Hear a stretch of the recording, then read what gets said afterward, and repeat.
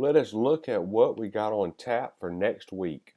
On Monday, you're going to start with front squat max. So you're going to work up to a 1 rep max. Then you're going to do 25 handstand push-ups or 50 regular push-ups with a 5-minute time cap. So we've done this before. We do this every 3 weeks to see, every 3 months to see how much you improve.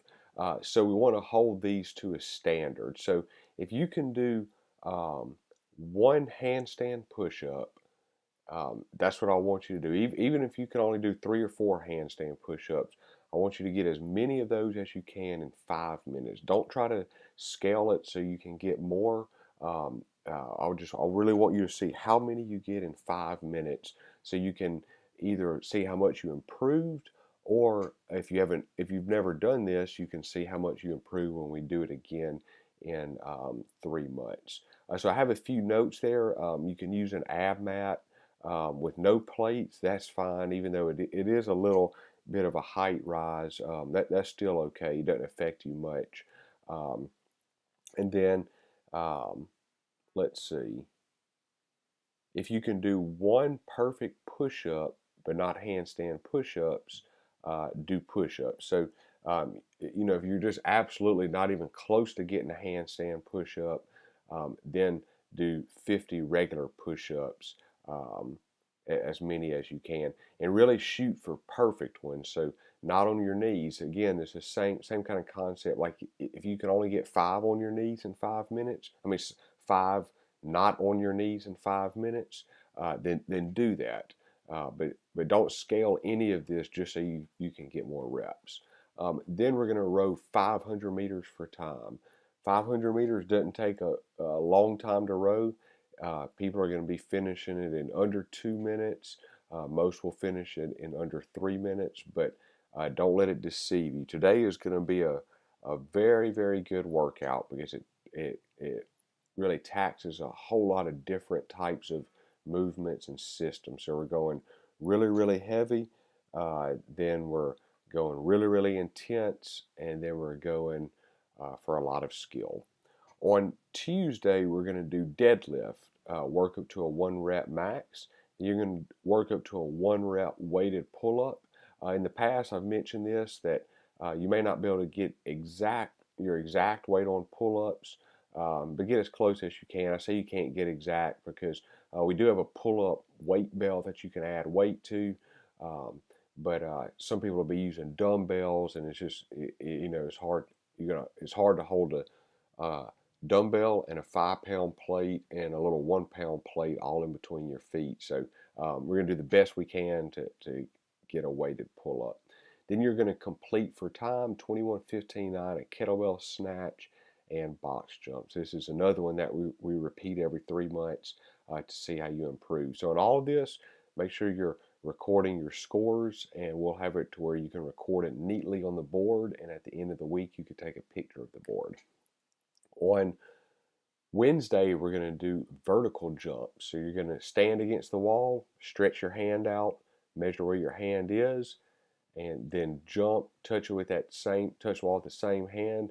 You'll have a partner there to mark it, and you'll measure the distance in between the two. When you do your attempts, don't do them all three back to back to back.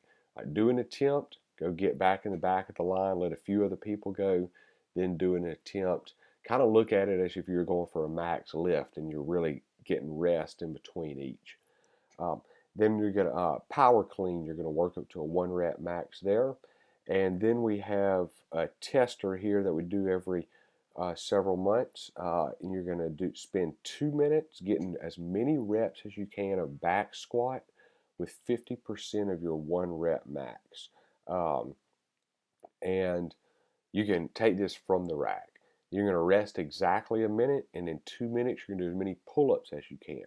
Then rest a minute, 2 minutes, as many shoulder to overhead as you can, with trying to do 135 or 85 with no racks. You need to pick that up from the ground.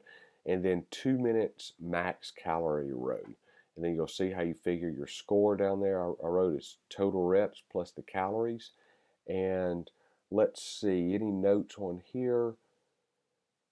Just as far as starting, if it is a bigger class, you can stagger the start. Don't go out of order on this, but just have one group start, the next group can start like 4 minutes later.